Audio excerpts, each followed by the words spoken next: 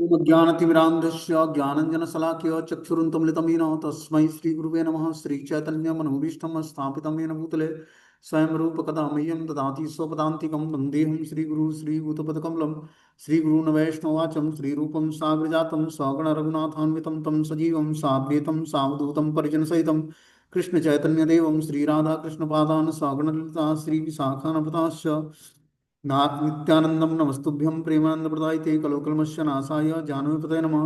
नमो महावदन्याय कृष्ण प्रेम प्रदायिते कृष्णाय कृष्ण चैतन्य नामिने गौरभ्यस नमः।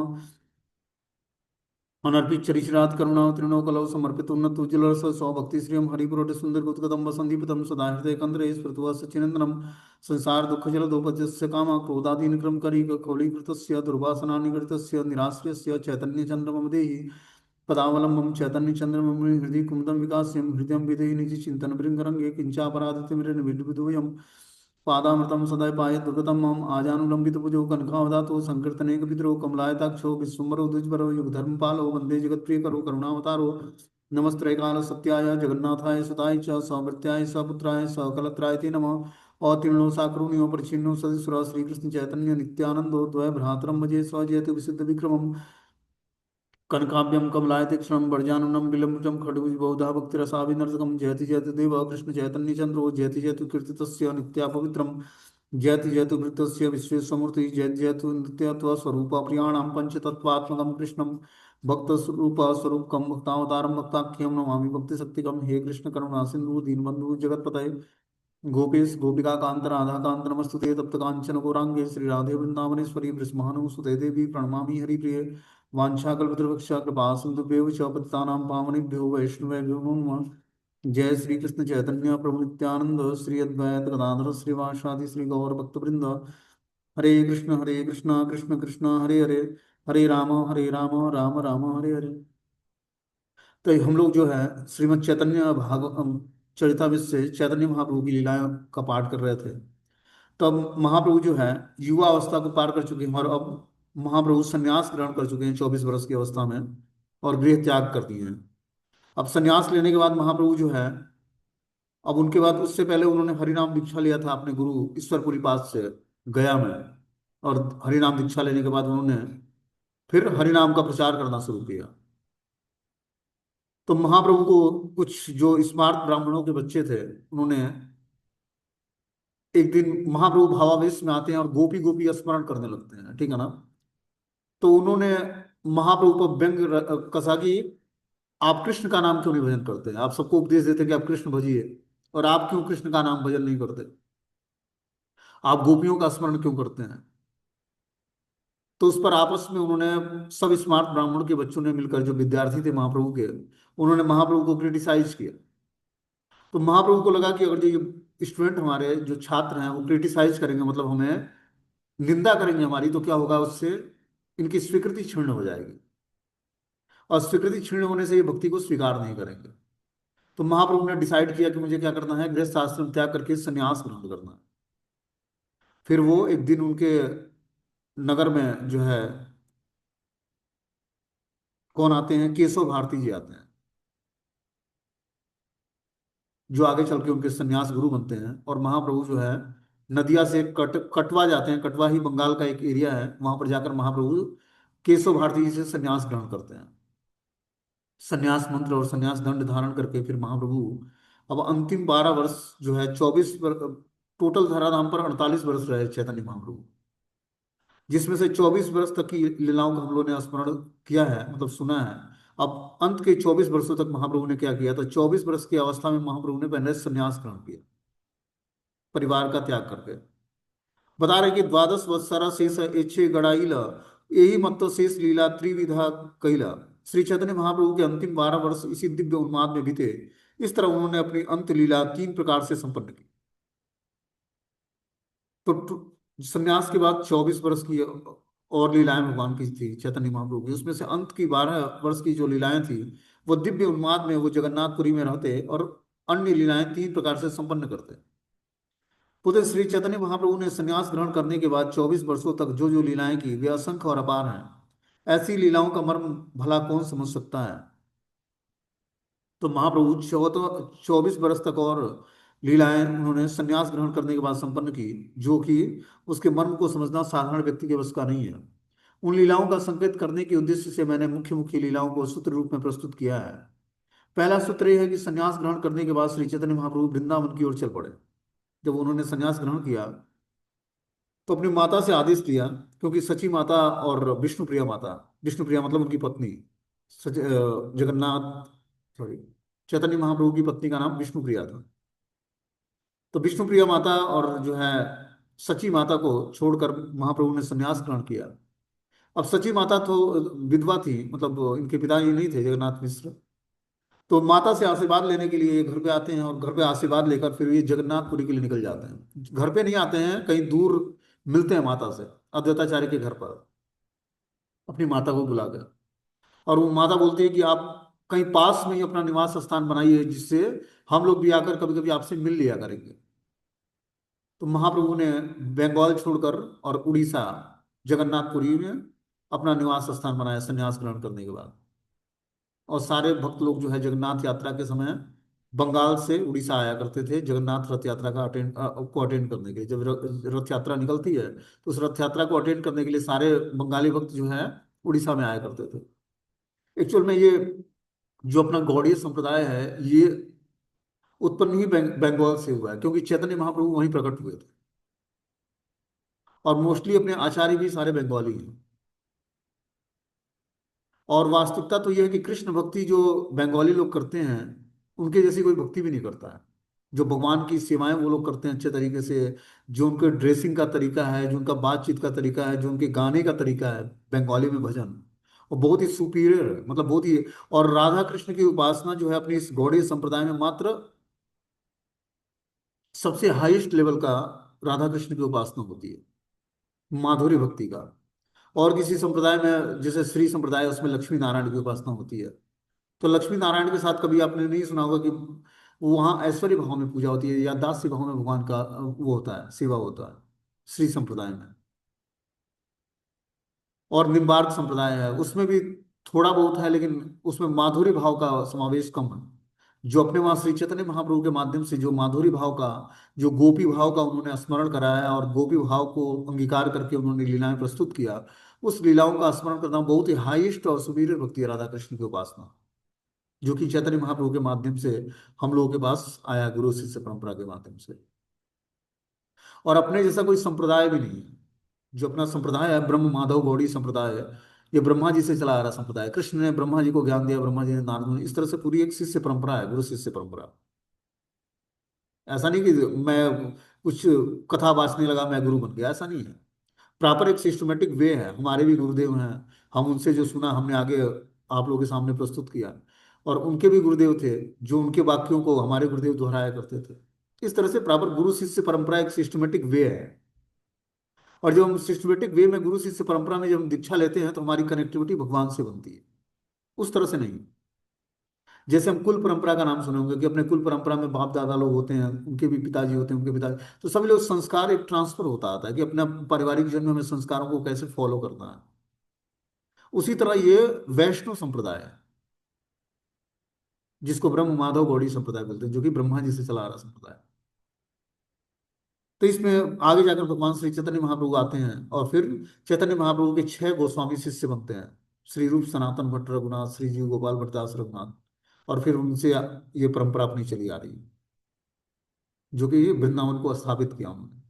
वृंदावन की समस्त लीला असलियां लुप्त हो गई थी, तो भगवान श्री चैतन्य महाप्रभु ने अपने शिष्यों के माध्यम से, जो 6 गोस्वामी हुए, उनके माध्यम से वृंदावन की सारी लीलाओं को उद्घाटित कराया। बस बचा क्या था, गोवर्धन और यमुना। बाकी आप ये देखते हो वृंदावन के जितने भी मंदिर हैं, जितने भी लीला स्थली है, चीर घाट, केसी घाट, और बहुत सारे घाट हैं, बहुत सारे कालिया द लीला और क्या क्या सारी सारी लीला स्थलियों को खोजा अपने गोस्वामियों ने।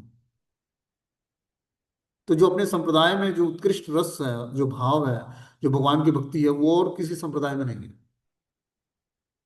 और अपने ही ग्रंथों को सारे जो है जो कंपाइल किया अपने 6 गोस्वामियों ने महाप्रभु की कृपा से, उसी ग्रंथों को तोड़ मरोड़ के लोग पढ़ाते हैं।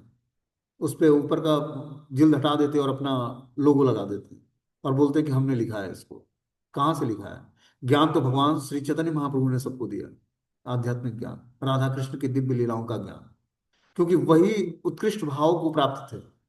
स्वयं कृष्ण ही राधा रानी की अंग क्रांति और भाव को अंगीकार करके चैतन्य महाप्रभु के रूप में आते हैं। समझे बात को? तो उनकी स्थिति हमें समझनी पड़ेगी। हम जिस संप्रदाय में हैं, जिस संप्रदाय को फॉलो कर रहे हैं, उसमें हमें ये पता होना चाहिए कि हम किस संप्रदाय में हैं और कौन हमारे इष्ट आराध्य हैं, किनकी कृपा से हम राधा कृष्ण की युगल उपासना को प्राप्त कर पाएंगे। और राधा रानी की कोई स्वतंत्र भक्ति नहीं है। मैं आपको क्लियर बताऊं तो राधा रानी भगवान की इंटरनल पोटेंसी है, अंतरंग शक्ति है। और राधा रानी की कोई अपनी स्वतंत्र अस्तित्व नहीं है भगवान के बिना। कितने लोग अलग अलग लीलाओं का स्मरण करके और राधा रानी को सुपीरियर बताते हैं, लेकिन वास्तव में राधा रानी सुपीरियर है कृष्ण से। लेकिन क्या है कि कृष्ण के बिना उनका अस्तित्व नहीं है। तो क्या है कि हमें युगल उपासना करते हैं, राधा कृष्ण की युगल उपासना जब हम मंत्रों की सहायता से करेंगे, ये जो युगल उपासना मंत्र है हरे कृष्ण मंत्र, इसकी सहायता से जब हम महामंत्र का जाप करेंगे और अपने नित्य ही श्रीमद् भगवत गीता भागवतम को पढ़कर उसके हिसाब से जीवन को ऑपरेट करेंगे, तब हमें एक अच्छा एक वे मिलेगा और भटकाव हमारा बंद हो जाएगा। समझ रहे बात को? क्योंकि हमें एक सिस्टमेटिक वे जो आचार्यों की आचार्य शिष्य परंपरा से आ रहा है, उस ज्ञान को जब हम सीखेंगे तो 100% सेटिस्फाई रहेंगे और हमारा भटकाव नहीं होगा।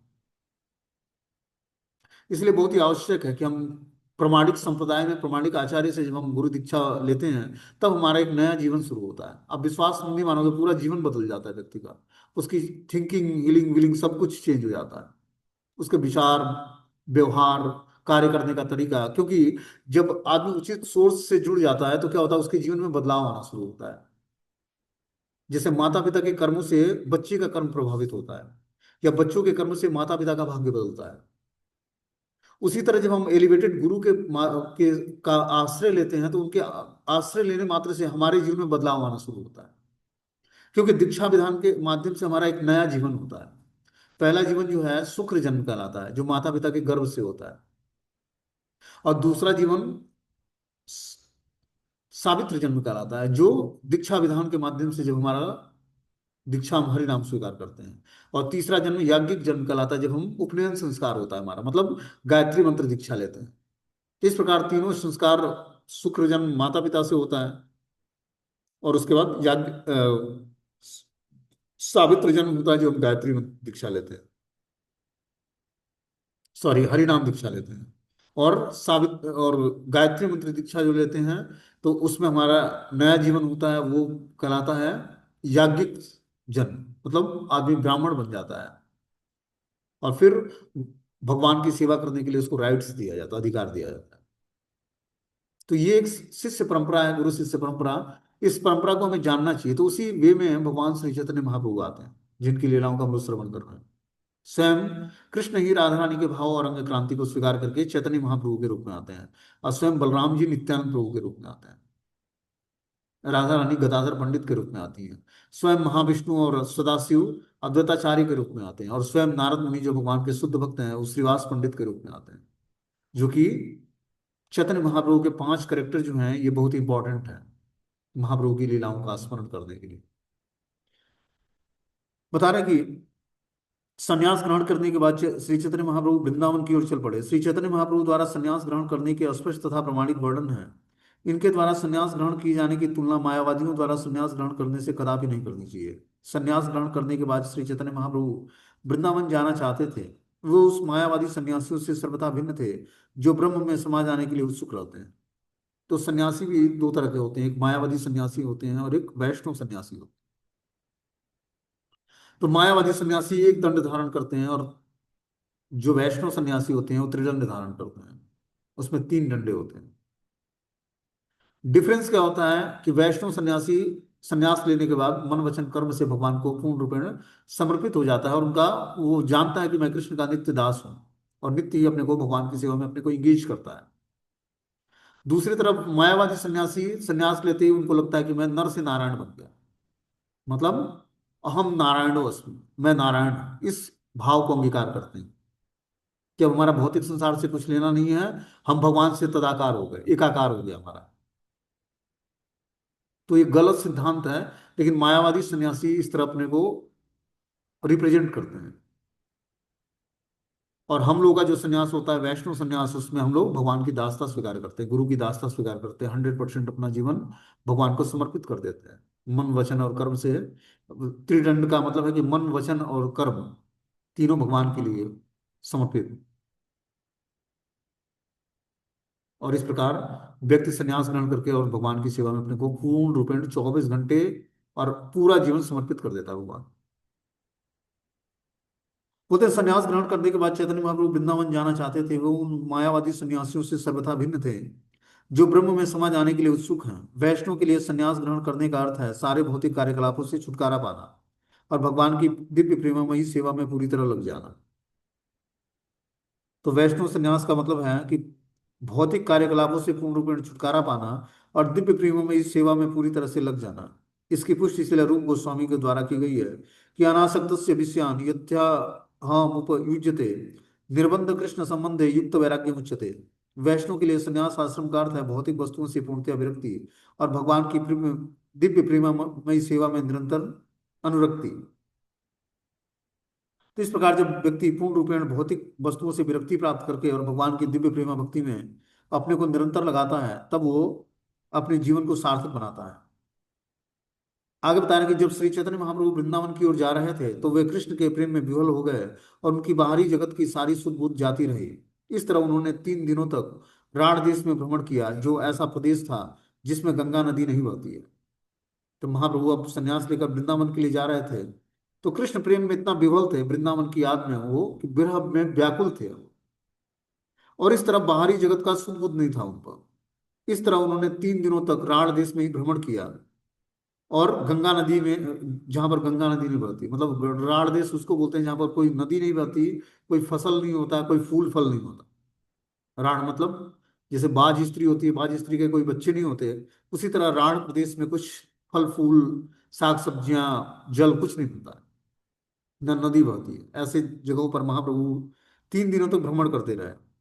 नित्यानंद प्रभु महाप्रभु भुलाइला गंगा तीरे लैया अइला यमुना बलिया। बोलते हैं, सर्वप्रथम नित्यानंद प्रभु ने श्री चैतन्य महाप्रभु को गंगा के किनारे किनारे ले जाते समय यह कहकर भ्रमित कर दिया कि यह यमुना नदी है। अब महाप्रभु को नित्यानंद प्रभु ने भ्रमित कर दिया, गंगा के किनारे किनारे ले गए वो, भ्रमित करके उनको लगा कि, महाप्रभु को लगा कि ये यमुना नदी है। महाप्रभु अंतरंग भाव में डूब जाते हैं। अंतरंग भाव मतलब देखो, व्यक्ति की दो तरह की चेतना होती है। एक होती है भौतिक चेतना, एक होती है अंतरंग चेतना, आध्यात्मिक चेतना। तो जब आध्यात्मिक चेतना में पूर्ण रूप में आप इंगेज हो जाओगे ना, तो बाहर के वस्तु व्यक्ति स्थान प्रकृति का कुछ प्रभाव ही नहीं पड़ेगा आप पर। पूर्ण रूपेण हमेशा कृष्ण के भाव में ही नाम रूप गुण लीला में डूब जाएगा व्यक्ति। तो जब अंतरंग चेतना में होते तो बाहर क्या चल रहा है, कहाँ जा रहा हूँ, क्या कर रहा हूँ, कुछ पता ही नहीं था।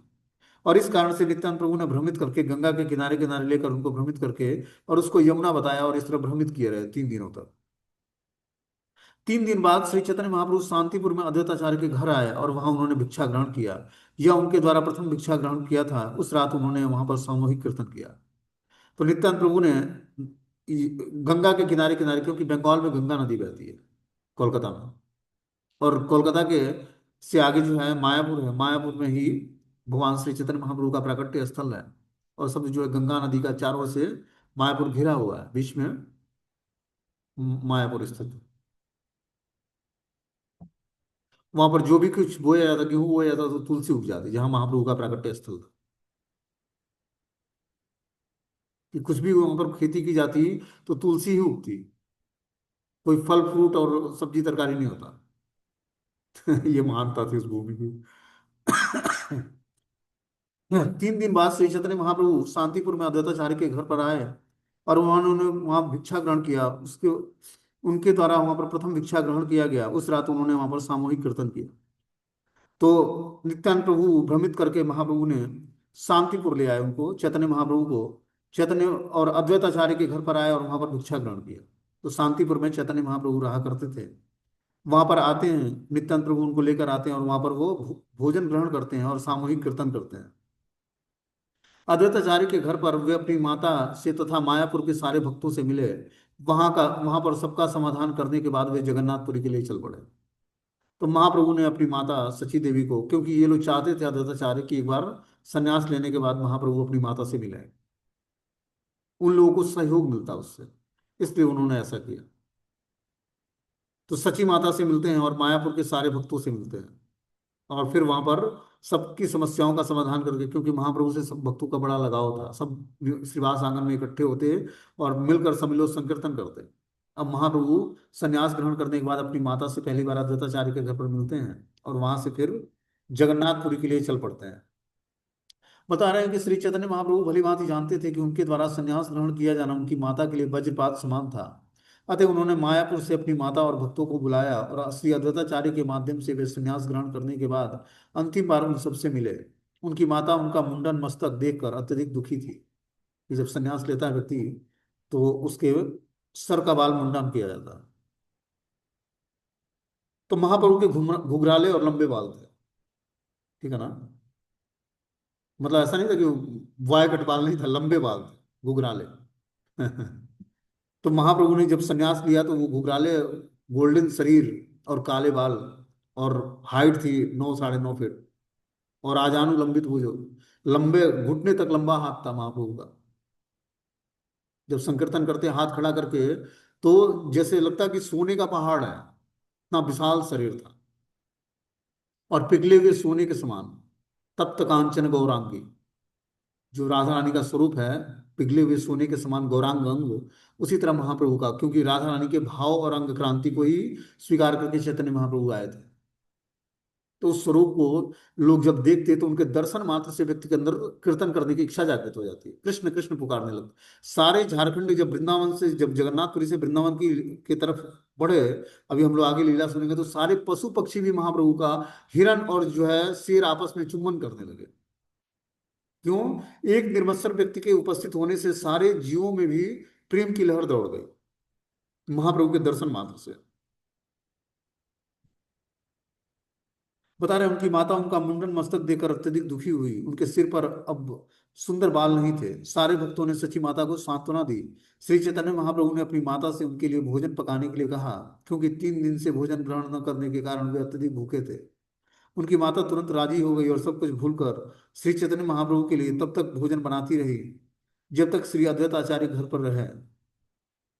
कुछ दिनों के बाद श्री चैतन्य महाप्रभु ने अपनी माता से जगन्नाथपुरी जाने की अनुमति मांगी। संन्यास ग्रहण करने के बाद अपनी माता के कहने पर उन्होंने जगन्नाथपुरी को अपना मुख्य स्थान बनाया। इस तरह सब कुछ सुलझ गया और श्री चैतन्य महाप्रभु अपनी माता की अनुमति से जगन्नाथपुरी के लिए चल पड़ते हैं। तो महाप्रभु ने अपनी राजधानी जो है जगन्नाथपुरी बनाई, और वहीं से सब कुछ लीलाओं को और प्रचार कार्य संपन्न किया। जगन्नाथपुरी के मार्ग पर श्री चैतन्य महाप्रभु ने अन्य अनेक लीलाएं की। उन्होंने विविध मंदिरों की का दर्शन किया, गोपाल गोपाल विग्रहों की स्थापना की, और माधवेंद्रपुरी की कथा सुनी। इस प्रकार महाप्रभु ने अनेक विविध मंदिरों में दर्शन किया, और फिर माधवेंद्रपुरी पाद की कथा सुनी कि माधवेंद्रपुरी पाद ने कैसे, उनके लिए भगवान ने खीर चोर गोपीनाथ ने खीर चुराया था, इसकी लीला का उन्होंने वहां पर श्रवण किया।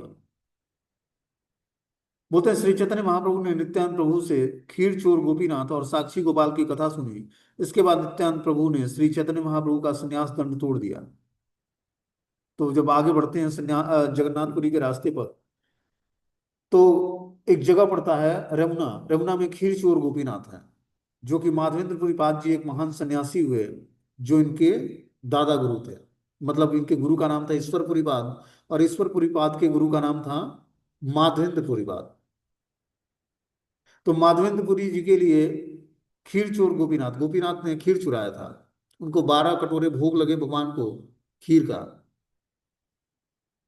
तो उन्होंने एक, इनके अंदर क्या हुआ, इच्छा जागृत हुई कि अगर जो ये खीर हमें भी खाने को मिलता जो गोपीनाथ को भोग लगता है, तो मैं भी अपने गोपाल के लिए वैसा ही खीर बनाता। उनको आदेश मिला था स्वप्न में कि आप गोवर्धन से जाकर जगन्नाथपुरी और मलयागिरी चंदन लेकर आओ। तो गोवर्धन से पैदल पैदल माधवेंद्रपुरी पाद जी गए थे जगन्नाथपुरी, और बीच में रमना नामक स्थान पड़ता है, यहाँ पर गोपीनाथ का मंदिर है।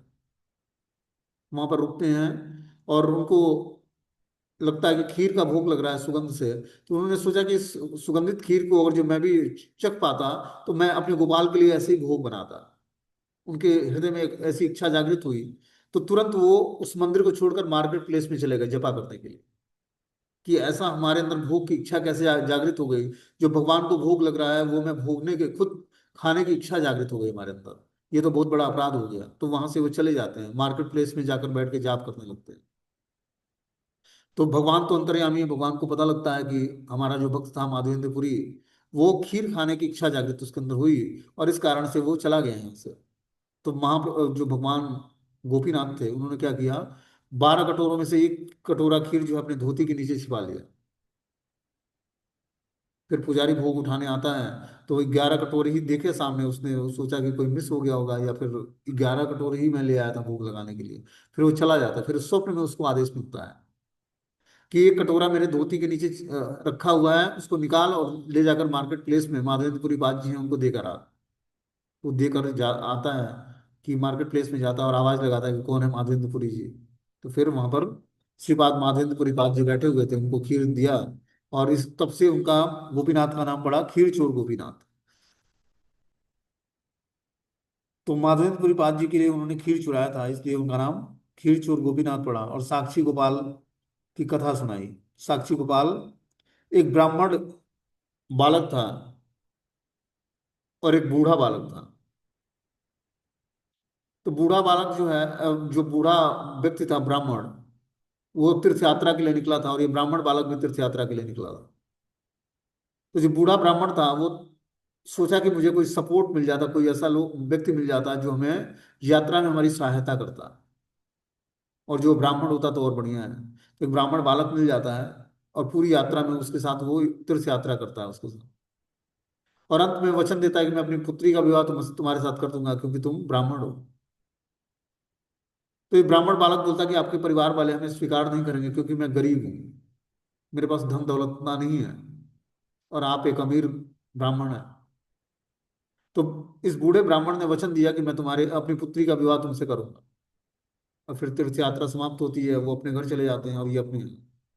अब कुछ दिनों बाद ये जो यंग ब्राह्मण था, ये आता है अपने वहाँ उन बूढ़े ब्राह्मण के वहाँ, कि आपने अपनी पुत्री का विवाह करने के लिए हमसे कमिटमेंट किया था, तो आपने विवाह क्यों नहीं किया। तो पहचानने से और इस कमिटमेंट से मना कर देता है। तो ये साक्षी गोपाल के सामने ही जो है वृंदावन में उसने वचन दिया था, उस बूढ़े व्यक्ति ब्राह्मण ने उस यंग ब्राह्मण को। तो आकर वो जो लड़का होता है ब्राह्मण, वो गोपाल के सामने सारी कथा का उद्घाटन करता है, और साक्षी देने के लिए भगवान जो है वृंदावन से जगन्नाथपुरी की यात्रा करते हैं। उस ब्राह्मण को बोला, जो यंग बालक था, उसको बोला साक्षी गोपाल जी ने कि तुम हमें भोग लगाते रहना, और तुम चलते रहना, मैं तुम्हारे पीछे पीछे चलता रहूंगा, लेकिन जहां उलट के देखोगे वहीं मैं स्थापित हो जाऊंगा, फिर उससे आगे नहीं बढ़ूंगा। तो इस शर्त पर वो गोपाल जी तैयार हो गए उसके साथ जाने के लिए। वो बालक भी तैयार हो गया कि आप मेरे साथ चलिए, और हमारा साक्षी दीजिए कि आप उस ब्राह्मण ने विवाह के लिए बोला था अपनी पुत्री का। तो वृंदावन से ये जगन्नाथपुरी के लिए चल पड़ते हैं गोपाल जी विग्रह के साथ, मतलब विग्रह चलने लगती है उस ब्राह्मण बालक के साथ। और फिर जाते जाते जो है यमुना में, अब भगवान के उस ब्राह्मण ने पूछा कि मैं कैसे पहचानूंगा कि आप मेरे पीछे पीछे आ रहे हैं। तो बताया गोपाल जी ने कि मेरे जो नुपुर है, मतलब जो चरणों में नुपुर बंधा हुआ है, वो बजता रहेगा, उससे आपको पता लगेगा कि मैं पीछे पीछे आ रहा हूँ। लेकिन आप भोग तो लगाएंगे, लेकिन हमारी तरफ पीछे मुड़कर देखेंगे नहीं। आप सामने से भोग लगाएं, हम सब कुछ स्वीकार करेंगे, आप खाते पीते चलते जाइए, लेकिन आप पीछे मुड़कर देखिएगा मत। और मेरे नुपुर बजते रहेंगे, इसका मतलब मैं आपके साथ साथ आ रहा हूँ। तो रेमुना पहुंचते हैं तो उनको लगता है कि अब नुपुर की धुनी जो है बंद हो जाती है बजनी। वो पीछे मुड़कर देखते हैं, अब भगवान को वहीं पर स्थापित होना था। तो रेमुना पहुंचकर वहीं पर भगवान स्थापित हो जाते हैं, खीरचोर गोपीनाथ। जो है साक्षी गोपाल एक अलग जगह रेमुना से आगे है, वहीं पर उस ब्राह्मण का गांव था। वहां पर फिर सारे लोग इकट्ठे होते हैं, फिर भगवान गोपाल साक्षी बनते हैं इस बात का, इस ब्राह्मण ने कमिटमेंट किया था इस यंग ब्राह्मण से विवाह करने का पुत्री का। फिर सारे लोग स्वीकार करते हैं, फिर ब्राह्मण का विवाह होता है। तो वही महाप्रभु चैतन्य महाप्रभु ने नित्यानंद प्रभु से खीर चोर गोपीनाथ और साक्षी गोपाल की कथा सुनी। इसके बाद नित्यानंद प्रभु ने श्री चैतन्य महाप्रभु का संन्यास दंड तोड़ दिया। बोलते हैं कि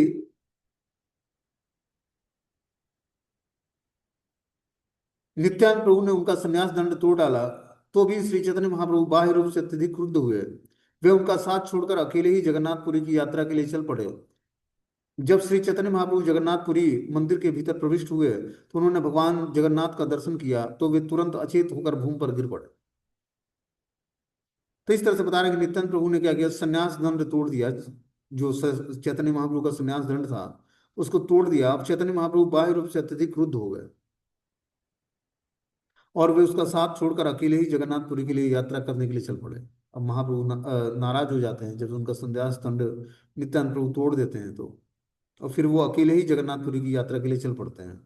जब श्री चैतन्य महाप्रभु जगन्नाथ मंदिर में प्रविष्ट हुए तो उन्होंने भगवान जगन्नाथ का दर्शन किया और अचेत होकर भूमि पर गिर पड़े। जब मंदिर में श्री चैतन्य महाप्रभु भगवान जगन्नाथ के दर्शन करने के लिए अचेत होकर गिर पड़े तो सार्वभौम भट्टाचार्य उन्हें अपने घर ले आए और महाप्रभु दोपहर के बाद तक अचेत रहे। तब अंत में उन्हें चेतना आई। बता रहे हैं, श्री चैतन्य महाप्रभु नित्यानंद का साथ छोड़कर अकेले जगन्नाथ मंदिर गए, किंतु बाद में नित्यानंद, जगदानंद, दामोदर और मुकुंद उन्हें मिलने के लिए आए और उन्हें देखकर वे सभी अत्यधिक प्रसन्न हुए। इस घटना के बाद सब श्री चैतन्य महाप्रभु ने सार्वभौम भट्टाचार्य को अपना आदि भगवान रूप दिखलाकर उन पर कृपा किया। तो आगे जो है, अब महाप्रभु जगन्नाथपुरी पहुंचते हैं तो जगन्नाथपुरी के जो मंदिर के प्रबंधक थे उनका नाम था सार्वभौम भट्टाचार्य। उन पर महाप्रभु विशेष कृपा करते हैं, उनको अपना स्वरूप का दर्शन देते हैं, खडभुज स्वरूप का। तो इसकी लीलाएं हम लोग कल पढ़ेंगे कि सार्वभौम भट्टाचार्य को अपना खडभुज रूप कैसे दिखाते हैं भगवान, और फिर वो शरणागत होते हैं महाप्रभु के और उन पर विशेष कृपा करते हैं। क्योंकि लीलाएं बहुत लंबी हैं तो इन लीलाओं का वर्णन अभी नहीं हो पाएगा। तो अगले क्लास में हम लोग, कल के क्लास में इन लीलाओं का